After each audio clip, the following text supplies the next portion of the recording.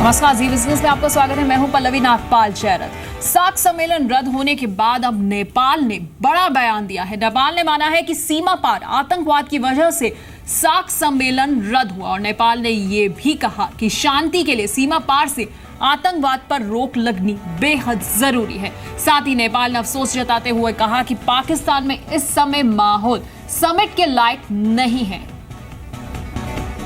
तो नेपाल ने एक बड़ा बयान दिया है और कहा है कि सार्क सम्मेलन को आयोजित करने के लिए पाकिस्तान में माहौल ठीक नहीं है।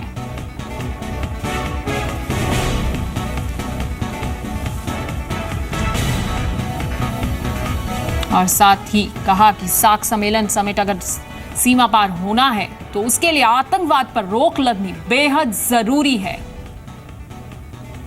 और आपको बता दें कि भारत का सहयोग सार्क समिट में शामिल होने वाले बाकी देशों ने भी किया था, जब भारत ने यह फैसला लिया था कि वो सार्क समिट के लिए पाकिस्तान नहीं जाएगा। और इस फैसले का सभी देशों ने स्वागत किया था। अफगानिस्तान समेत बाकी देशों ने भी भारत का सहयोग दिया था और अब नेपाल ने यह बयान दिया है।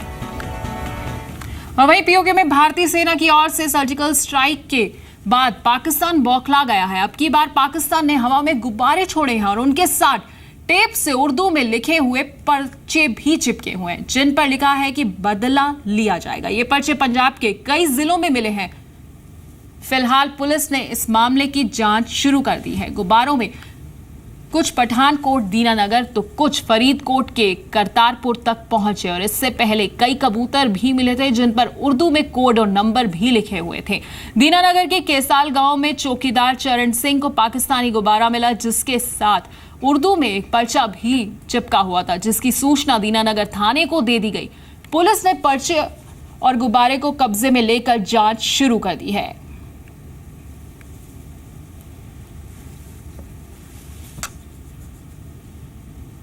और वहीं पाकिस्तान की ओर से दो और अलग अलग गुब्बारे भारतीय सीमा में भेजे गए हैं।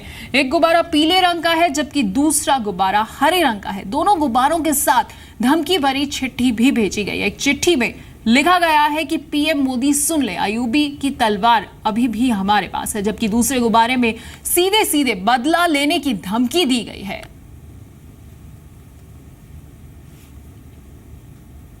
और प्रत्यक्षदर्शियों के मुताबिक उन्हें पीले रंग के बैलून मिले थे जिस पर उर्दू में कुछ लिखा हुआ था, जिसकी जानकारी उन्होंने तुरंत ही पुलिस को दे दी थी। ਤੇ ਨਾਲ ਇੱਕ ਚਿੱਠੀ ਜੀ ਲਿਖੀ ਦੀ ਸੀ, ਉਹ ਇੱਧਰ ਦੀ ਹੈ ਹੀ ਨਹੀਂ। ਚਿੱਠੀ ਇੱਧਰ ਦੀ ਕਾਪੀਆਂ ਜਿਹੜੀਆਂ ਉਹਨਾਂ ਦੀਆਂ ਬਰੀਕ ਲੀਕਾਂ ਹੁੰਦੀਆਂ, ਉਹ ਵੱਡੇ ਸਾਈਜ਼ ਤੇ ਹੀ ਲੀਕਾਂ ਤੇ ਉਹਦੇ ਵਿੱਚ ਉਰਦੂ ਲਿਖੇ ਦਾ ਸੀ। ਉਹ ਨਾ ਇੱਧਰ ਕਿਸੇ ਕੋ ਪੜਿਆ ਜਾਂਦਾ, ਨਾ ਹੀ ਕਿਸੇ ਕੋ ਪੜਾਇਆ। ਉਹ ਤਾਂ ਜਿੱਦਾਂ ਆਏ ਉਦਾਂ ਪੁਲਿਸ ਵਾਲਿਆਂ ਨੂੰ ਫੋਨ ਕੀਤਾ ਤੇ ਉਹ ਲੈ ਗਏ ਚੁੱਕ ਕੇ। और पुलिस ने मौके पर पहुंचकर गुब्बारे को अपने कब्जे में ले लिया और जांच के दौरान गुब्बारे के साथ ही उर्दू में धमकी लिखी होने की भी पुष्टि की है। ਅਸੀਂ ਉਸੇ ਵੇਲੇ ਹੀ ਆਪਣਾ ਇਨਵੈਸਟੀਗੇਸ਼ਨ ਅਫਸਰ ਇੱਕ ਮੌਕੇ ਤੇ ਪਹੁੰਚ ਕੇ ਉਹ ਗੁਬਾਰੇ ਜਿਹੜੇ ਆ ਕਬਜ਼ੇ ਵਿੱਚ ਲੈ ਰਹੇ ਸੀ। ਗੁਬਾਰਿਆਂ ਨੂੰ ਜਿਹੜਾ ਚੈੱਕ ਕੀਤਾ ਗਿਆ, ਐਨਾਲਿਸਿਸ ਕੀਤਾ ਗਿਆ, ਉਹਦੇ ਵਿੱਚ ਉਰਦੂ ਦੇ ਵਿੱਚ ਦੋ ਲਾਈਨਾਂ ਲਿਖੀਆਂ ਹੋਈਆਂ ਨੇ। ਉਰਦੂ ਅਸੀਂ ਤੇ ਜਾਣਦੇ ਨਹੀਂ, ਉਹ ਕਿਸੇ ਕੋਲੋਂ ਪੜਾਇਆ ਗਿਆ, ਜਿਹਨੇ ਦੱਸਿਆ ਕਿ ਇਹਦੇ ਉੱਤੇ ਲਿਖਿਆ ਹੋਇਆ कि मोदी जी सुन लें, अयूबी की तलवारें अभी हमारे पास है, इस्लाम जिंदाबाद। हाँ जी, इनू हर पक्ष तो जो देखा जा रहा, शरारत के तौर पर भी देखा जा रहा, पाकिस्तान की कार्रवाई वजों भी देखा जा रहा जी। ये संबंधी जोड़ा पूरा एनालिसिस जो हो रहा। तो एक और जहां सीमा के पास धमकी भरे गुब्बारे मिले हैं, वहीं गुजरात में पकड़ी गई है संदिग्ध बोट। जी हां, गुजरात कोस्ट के पास पाकिस्तानी बोट पकड़ी गई है। बोट में सवार 9 संदिग्ध भी पकड़ लिए गए हैं। और आतंकवाद पर अलग थलग पड़े पाकिस्तान को अब चीन का सहारा मिला है। एक और चीन ने तिब्बत में ब्रह्मपुत्र की सहायक नदी का पानी रोक दिया है, तो वहीं दूसरी ओर चीन एक बार फिर से आतंकी संगठन जैश ए मोहम्मद के चीफ मसूद अजहर को आतंकी घोषित करने के संयुक्त राष्ट्र के रास्ते में खड़ा हो गया है। सवाल अब यह उठ रहा है कि चीन आखिरकार कब तक आतंकवाद को बढ़ाने वाले देश पाकिस्तान की मदद करेगा।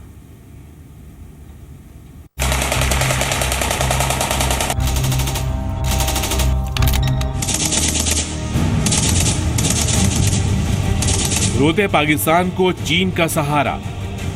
पाकिस्तान कोई म्यांमार नहीं है, बल्कि जदीद तरीन मिसाइल सिस्टम से लैस दुनिया की 7वीं एटमी ताकत है। इस तरह का झूठा एक दावा किया कि कोई सर्जिकल स्ट्राइक की है ऑन द LOC। भारत बखूबी जानता है कि पाकिस्तान ने एटमी डेटरेंस संभाल कर रखने के लिए हासिल नहीं किया। ये टोटल सीज फायर वॉयलेशन है, ये अक्सर होती रहती है। किस्मती की बात है भारतीय DGMO झूठ बोल रहे हैं। मोदी सरकार जरा मुंह संभाल के। चीन ने आतंकी संगठन जैश ए मोहम्मद के चीफ मसूद अजहर को संयुक्त राष्ट्र से आतंकी घोषित किए जाने से बचा लिया है। वहीं दूसरी ओर ब्रह्मपुत्र नदी की एक सहायक नदी के पानी का प्रवाह भारत में होने से रोक दिया है। जनवरी 2016 में पठानकोट में आतंकी हमले के बाद भारत ने हमले के मास्टरमाइंड मसूद अजहर पर संयुक्त राष्ट्र के प्रतिबंध की कोशिश शुरू की थी। मार्च 2016 में भारत ने UN में मसूद अजहर को आतंकी घोषित करने का प्रस्ताव दिया था। उस समय चीन ने इस पर वीटो लगा दिया था। वीटो की 6 महीने की समय सीमा सोमवार को खत्म हो जाती, लेकिन इससे पहले शनिवार को चीन ने मसूद अजहर को आतंकी घोषित किए जाने पर रोक को 6 महीने के लिए और बढ़ा दिया। अगर चीन ऐसा नहीं करता तो मसूद अजहर पर संयुक्त राष्ट्र का प्रतिबंध लग जाता। जो पाकिस्तान कहेगा वही मानेगा, पर चाइना समझ नहीं रहा है कि इस तरह के देश ही जो है पूरी दुनिया में आतंकवादियों की गतिविधियां जो है बढ़ा रहे हैं। अपनी परमानेंट पोजीशन का नाजायज फायदा उठा रहे हैं। All weather friendship is fine, लेकिन वो ऑल वेदर फ्रेंडशिप जो है वो इस माफे की नहीं होनी चाहिए कि सारी दुनिया को साफ तौर पे नजर आए कि आप जो कार्रवाई कर रहे हो वो बिल्कुल गलत है, हर प्रकार से गलत। सुरक्षा परिषद में स्थायी सदस्य होने की वजह से चीन को वीटो का अधिकार हासिल है। सुरक्षा परिषद के 15 सदस्य देशों में चीन इकलौता देश रहा जिसने भारत के आवेदन का विरोध किया था। मसूद अजहर आतंकी घोषित होने से बच गया था। बहुत अफसोस की बात है, चाइना स्वयं एक विक्टिम है टेररिज्म का। पाकिस्तान की टीम ने भी इस बात को एक्सेप्ट किया है कि पाकिस्तान का इन्वॉल्वमेंट था। जो टेररिस्ट पठानकोट में आए थे उसमें पाकिस्तान से पहले पाकिस्तान ये भी मान चुका है कि 26/11 के भी आरोपी पाकिस्तान थे। उसके बाद इस तरह से कहना। पूरी आतंकी हमले के बाद पाकिस्तान को सबक सिखाने के लिए भारत ने सिंधु जल समझौते की समीक्षा शुरू ही की थी कि चीन ने भारत को पानी के मोर्चे पर बड़ा झटका दिया है। खबर है कि चीन ने तिब्बत में ब्रह्मपुत्र नदी की एक सहायक नदी का पानी रोक दिया है। बताया जा रहा है कि चीन एक हाइड्रो प्रोजेक्ट लगा रहा है जिसकी वजह से ऐसा किया गया है। भारत चीन के बीच कोई वाटर ट्रीटी नहीं, हालांकि दोनों देशों ने बॉर्डर के दोनों ओर बहने वाली नदियों को लेकर एक एक्सपर्ट लेवल मैकेनिज्म बनाया हुआ है, जिसके बाद अक्टूबर 2013 में दोनों देशों की सरकारों ने नदियों पर सहयोग को मजबूती देने के लिए एक MOU पर साइन भी किए थे। लेकिन अब चीन ने ब्रह्मपुत्र नदी के पानी को रोककर भारत को झटका दिया है। दरअसल तिब्बत में यारलुंग जेंगबो नाम से जानी जाने वाली ब्रह्मपुत्र की एक सहायक नदी पर चीन हाइड्रो प्रोजेक्ट लगा रहा है। चीन ने इस पर करीब 750 मिलियन $US का निवेश किया है। प्रोजेक्ट तिब्बत के जाइगस में है, जो सिक्किम के नजदीक पड़ता है। जाइगस से ही ब्रह्मपुत्र नदी अरुणाचल में बहते हुए दाखिल होती है।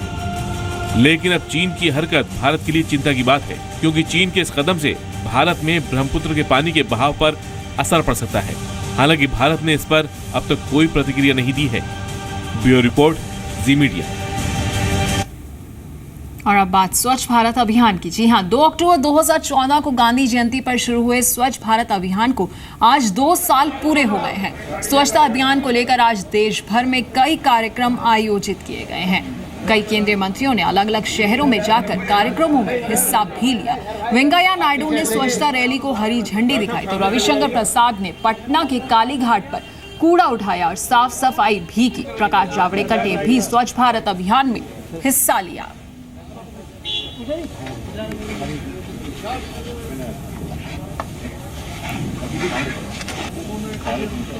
और इस फेस्टिव सीजन में जहां एक और कार कंपनियां तरह तरह के ऑफर्स से ग्राहकों को अपनी ओर आकर्षित कर रही हैं, वहीं टाटा मोटर्स गाड़ियों के दाम बढ़ाने की तैयारी कर रहा है। जहां पैसेंजर गाड़ियों के दाम बढ़ाने के पीछे टाटा मोटर्स बढ़ती लागत को बड़ी वजह बता रहा है। साथ ही कंपनी का यह भी कहना है कि इंडस्ट्री की कई बड़ी कंपनियां पहले ही दाम बढ़ा चुकी है, जबकि हमने काफी दिनों से अपनी कारों के दाम नहीं बढ़ाए हैं। एक और घरेलू car company Mahindra and Mahindra पहले ही सितंबर में पैसेंजर और छोटी कमर्शियल गाड़ियों के दामों में करीब 1% का इजाफा कर चुके हैं। वहीं अगस्त महीने की बात करें तो हुंडई मोटर्स इंडिया और मारुति सुजुकी इंडिया गाड़ियों के दाम 20,000 रुपए तक बढ़ा चुकी है। और केंद्र सरकार इस समय पॉड टैक्सी प्रोजेक्ट को लेकर तेजी से काम कर रही है।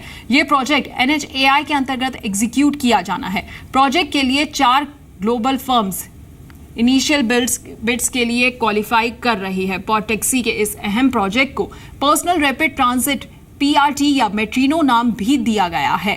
NHAI के अंतर्गत आने वाले इस प्रोजेक्ट के लिए 800 करोड़ रुपए सैंक्शन किए गए हैं। इस प्रोजेक्ट के लिए इनिशियल टेंडर्स रिसीव भी किए जा चुके हैं। इस प्रोजेक्ट में 4 ग्लोबल कंपनीज एक साथ काम करेंगी।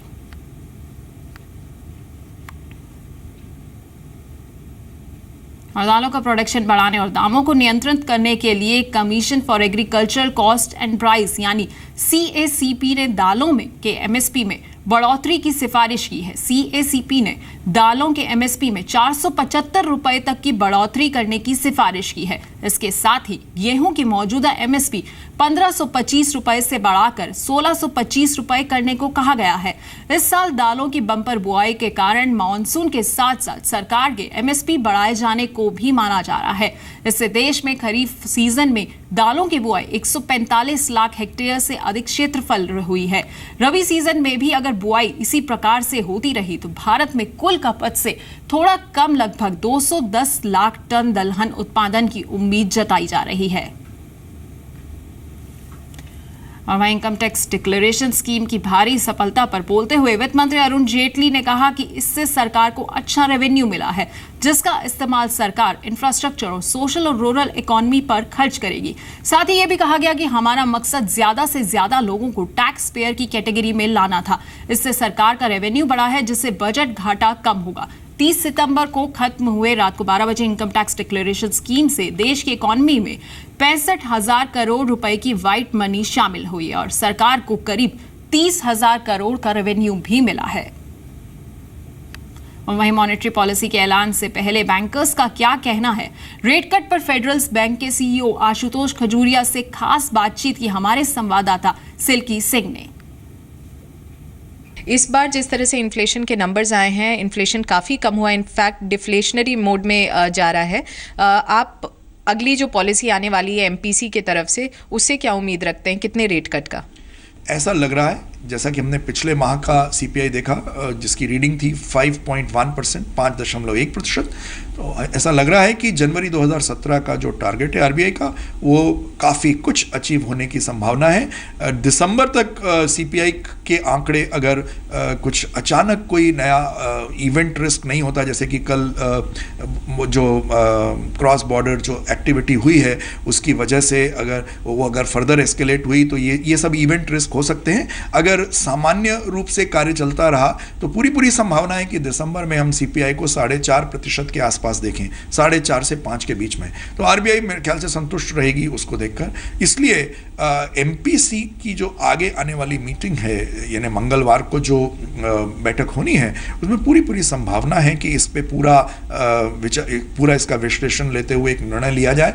ये भी संभावना है कि वो 25 बेसिस पॉइंट की कटौती कर दें पॉलिसी सिग्नलिंग रेट में। इस पूरे वित्तीय वर्ष में बचे हुए भाग में जो आधा वर्ष बचा है अक्टूबर से मार्च तक, मुझे लगता है, मुझे ऐसा प्रतीत होता है कि 25 बेसिस पॉइंट्स की 2 कटौतियां हो सकती हैं और मार्च तक शायद हम 6% के रेपो रेट को देखें। जिस तरह से टेंशंस हैं between the two countries, India और पाकिस्तान, जो इंटेंसिफाई हो रहा है, वॉर लाइक सिचुएशंस का भी जो है उसको लेकर भी काफ़ी कॉशियसनेस है फॉरेन इन्वेस्टर्स के मन में, और निवेश आगे चलते हुए हो सकता है घटता हुआ दिखे या फिर पॉज होता हुआ दिखे। रुपी में किस तरह से आप चेंजेस होते हुए देखते हैं?